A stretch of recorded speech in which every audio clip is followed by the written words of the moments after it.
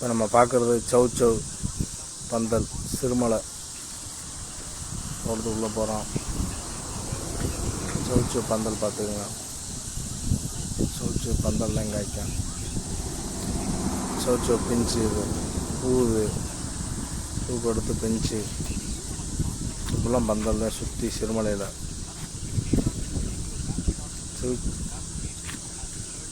சிறுமலையில் முக்கியமான விவசாயத்தில் சௌச்சௌ ஒரு முக்கிய பங்கு. இதுபோல் நாளை கழிச்சுட்டு இருக்கலாம், 2 நாள் கழிச்சு ஃபுல்லாக பந்தல் தான். சௌச்சௌ பந்தல் அந்த பந்தல்லே வந்துருக்கு பாருங்க, நல்லா தெரியுதா?